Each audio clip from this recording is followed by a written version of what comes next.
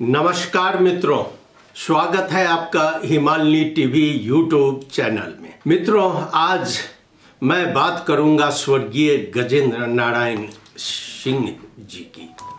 स्वर्गीय गजेंद्र बाबू की आज 24वीं पुण्यतिथि है और बहुत जगह उनकी पुण्यतिथि मनाई जा रही है। काठमांडू में भी गजेंद्र नारायण सिंह अध्ययन केंद्र द्वारा इसका आयोजन किया गया और इसका आयोजन केवल एक ही मुद्दा पर केंद्रित है, जो किस तरह मधेसी नेता एकत्रित होंगे, एक जगह जुटेंगे।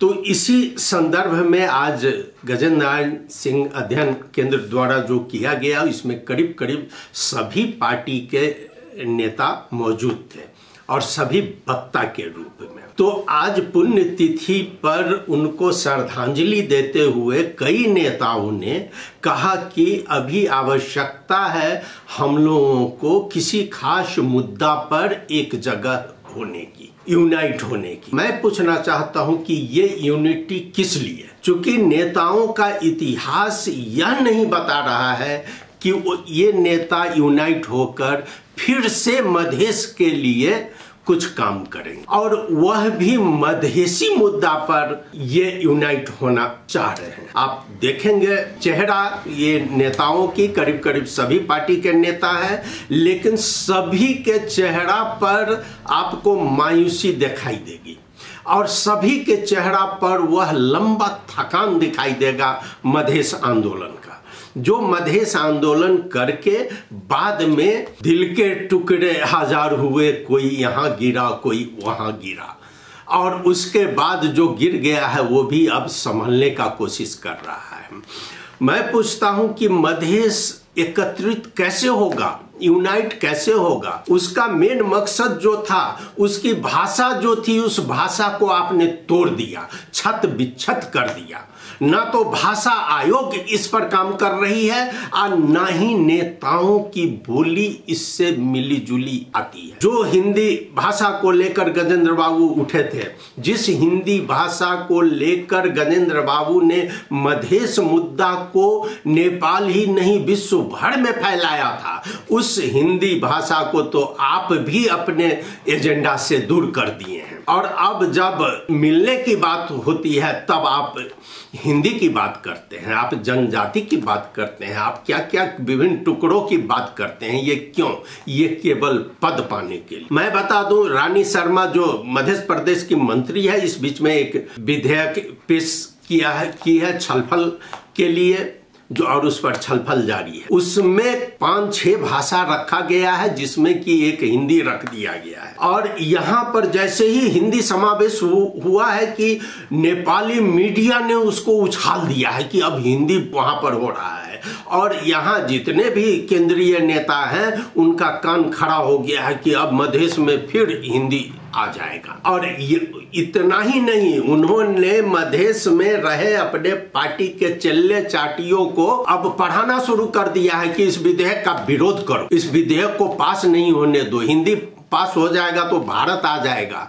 ये कहना है यहाँ के मुख्य गुरुदेवों का, और उन्होंने गुरु मंत्र भेजना शुरू कर दिया है कि इसको पास नहीं होने दो। यही बात आज गजेंद्र बाबू की जो श्रद्धांजलि सभा थी उसमें भी उठी, और वहीं पर यह कहा गया कि अगर तुम मधेश को यूनाइट करना चाहते हो, मधेश मुद्दा को एक जगह लाना चाहते हो, तो यह तब संभव है जब सबसे पहले पुनः हिंदी को एक होकर मानने की कोशिश करो, और ये नहीं कि हिंदी के नाम पर मातृभाषा माँ करके मेमियाने लगोगे, तब ये यूनाइट बोलना छोड़ दो। चूंकि हिंदी जोड़ने का काम करती है, हिंदी तोड़ने का काम नहीं करती है। हाँ, मातृभाषा हमारी सम्मानित मातृभाषा है, हम उसको घर में सम्मान देते हैं, लेकिन घर से बाहर निकलते ही कई सारे मुद्दा आते हैं जहां की हम नहीं प्रयोग कर सकते हैं। तो हम अपनी माँ का स्थान एक घर में है, अब माँ बहुत सम्मानित होती है, और उस तरह अगर रखना चाहते हैं तो मातृभाषा को हम उसी तरह रखें। लेकिन मातृभाषा का यह काम नहीं है कि हम तोड़ने का काम करें, और हम हिंदी को हटाने का काम करें। आज बहुत अच्छा हृदय त्रिपाठी ने कहा, हृदय त्रिपाठी जोड़ने तोड़ने में बहुत ही माहिर व्यक्ति है, लेकिन आज इनको देखिएगा तो इनके चेहरा पर पूरा थकान दिख रहा है। लेकिन अब ये महसूस कर रहे हैं कि मधेश को कम से कम, अगर हम सभी पार्टी एक जगह नहीं जुट सकते हैं तो कोई खास मुद्दा पर हम लोग एकत्रित हों, और यही उन्होंने आज कहा है। हम आपको उसका भाषण भी सुनाएंगे। तो हाँ, यूनाइट तो हम होंगे, लेकिन जनता भी आपसे कुछ खोजती है। जनता भी चाहती है कि आपको कैसे आप पर विश्वास किया जाए। आपने एक बार तो मधेश आंदोलन कर दिया, और वो मधेश आंदोलन करके उसका रिजल्ट तो यही है कि सभी बिखरे हुए हैं। अब आप फिर से जोड़ने का प्रयास कर रहे हैं, तो क्या आप जनता को इतना आश्वासन नहीं दे सकते हैं कि कम से कम कुछ व्यक्ति तो ऐसा निकले जो ये बात कहे कि मैं भविष्य में मंत्री पद पर नहीं जाऊंगा, मैं कोई पद नहीं लूंगा, मैं जनता के पक्ष में काम करूंगा। ये कहने वाला व्यक्ति है इस समारोह में। ये जो गजेंद्र बाबू नाम पर आज श्रद्धांजलि देने के लिए यहाँ एकत्रित हुए हैं, मित्रों आप देखिए इन चेहरा को। ये सभी ऐसे लोग हैं जो कई पार्टी चोड़ तोड़ के बाहर आ गए हैं, और फिर जुटने के लिए, चाहे जिनको नहीं मिला है वो जुटने के लिए अपनी चाहत बना रहे हैं, वो एकत्रित हो रहे हैं। तो सबसे पहले जरूरी है कि अपनी भावना चेंज कीजिए। जो पद पर चिपकने की लालसा है इसको हटाइए महोदय। अगर जब तक आप उस लालसा को नहीं हटाइएगा, मधेश एकत्रित नहीं हो पाएगा। बार बार हृदय त्रिपाठी कह रहे हैं कि हम लोगों को मधेश से निकाल दिया गया, हम पीछे पड़ गए। हाँ, नेताओं की कमजोरी जरूर रही है इसमें, नेता इसमें बेईमानी जरूर किए हैं, ये बात हम भी मानते हैं और लोग भी मान रहे हैं। तो आखिर इस बेईमान लोगों को समझाने का क्या उपाय है? तो उसका उपाय तो यही है कि कम से कम पद लोलुपता छोड़े, पद की लालसा छोड़े। अब यही बात है, आज आप सुनिए हृदय त्रिपाठी जी क्या कह रहे हैं, किस तरह वो बोल रहे हैं, कितना थकान है और क्या वो चाहते हैं। हार्दिक श्रद्धांजलि अर्पण करना चाहता हूँ। गजेंद्र बाबू अपने समय के कुशल संगठनकर्ता, निर्भीक नेता और अपने आड़ाने में जो है दृढ़ व्यक्तित्व थे। हम लोगों को अवसर मिला उनके कार्यकर्ता होकर के काम करने का, और उनका देहावसान के बाद जो जिस पार्टी को उन्होंने निर्माण किया था, सद्भावना परिषद से लेकर फिर सद्भावना पार्टी के रूप में, सद्भावना पार्टी के रूप में, वो विभिन्न कालखंड के कालचक्र में जो है कहीं न कहीं विभाजन का भी शिकार हुआ है, और आज भी हम लोग यही देख रहे हैं। एक बात क्या है कि गजेंद्र बाबू जिस समय राजनीति शुरू किए थे, हम लोग उनके साथ एक सहयोगी के रूप में थे, कार्यकर्ता के रूप में थे, तो भूगोल एक था, झापा से लेकर के और कंचनपुर कैलानी तक का पूरा भूगोल एक था, मधेश का भूगोल एक था। लोगों में भी यह भावना था, भावनात्मक रूप से, चाहे झापा के राजवंशी ताजपुरिया गंगाई हो या कंचनपुर के राणा था, कि हम मधेसी हैं। मैं इसलिए इस बात को उल्लेख करना चाहता हूँ, और आंदोलन का संतोष ने कई बार जो है जिक्र भी किया, बहुत आंदोलन हुआ, बहुत संघर्ष हुआ, होते गया। उन्होंने एक आवाज दिया। एक विद्वान ये लिखा है कि कम्युनिटी इन इटसेल्फ से कम्युनिटी फॉर इटसेल्फ। शुरू में समुदाय एक अपने आप में समुदाय रहता है, और बाद में जब समुदाय अपने लिए समुदाय हो जाता है, बहुत बड़ा फर्क है, बहुत लंबी यात्रा होती है उसमें। जो है एक शब्द में in itself and for itself, in और फॉर में बहुत ज्यादा जो है बहुत बड़ा फैसला है, फासला है। उसको उन्होंने जो है कम्युनिटी इन इटसेल्फ, यानी समुदाय जो अपने आप में जो है पहचान खोज रहा था, उसको मिला, आवाज खोज रहा था, उस आवाज मिला।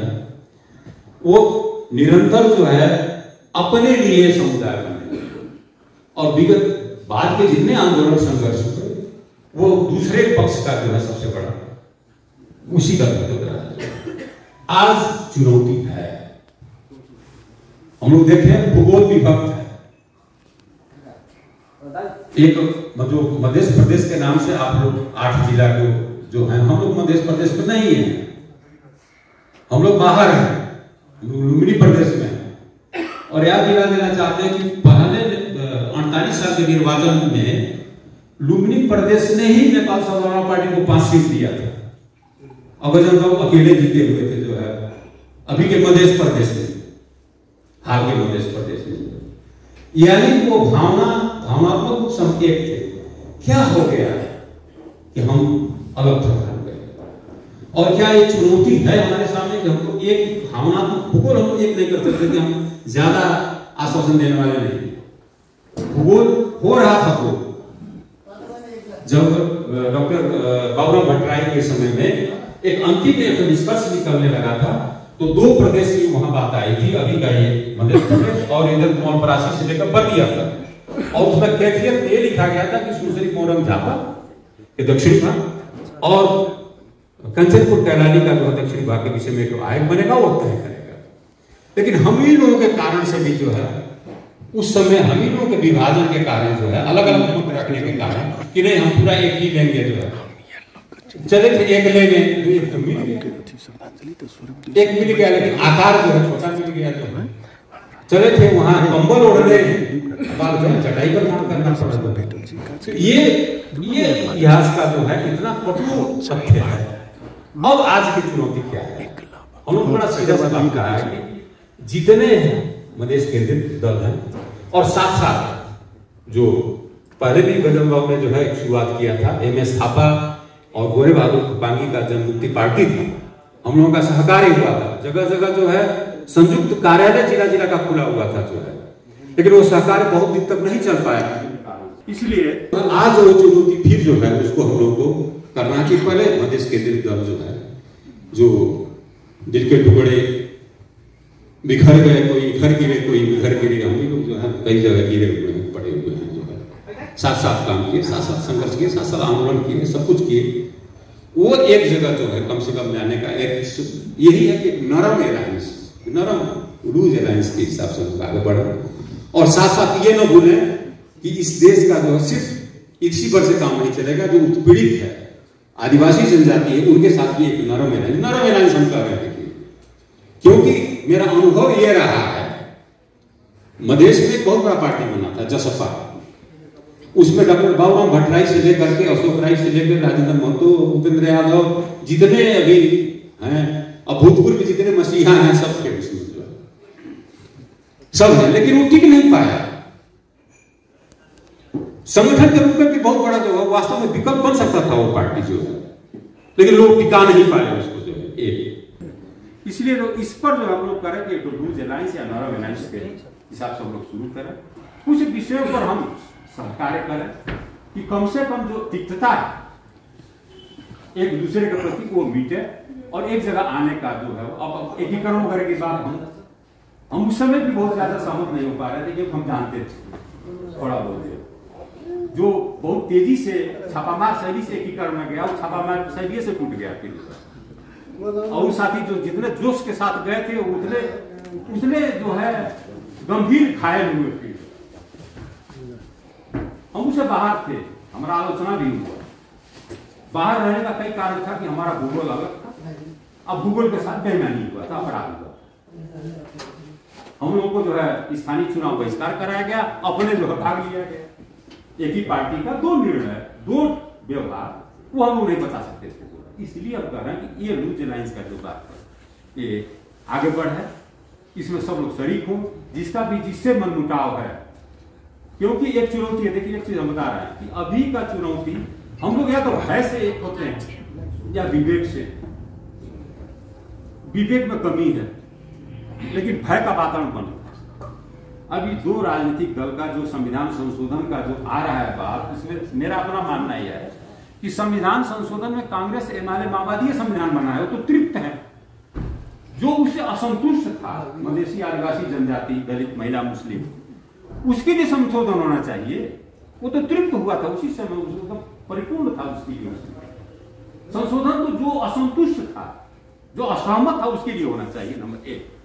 दूसरी बात क्या है कि जिस ढंग से 2 पार्टी सिस्टम या 2 पार्टी सिस्टम की ओर ले जाने की बात हो रही है या थ्रेशोल्ड लगाने की बात हो रही है। देखिए, थ्रेशोल्ड का सैद्धांतिक बात हम खाली एक मिनट में कर देते हैं। थ्रेशोल्ड का सैद्धांतिक बात क्या होता है कि दूसरे पार्टी का कमाई बड़े पार्टी डकैती करता है, शुद्ध भाषा में कहा जाए।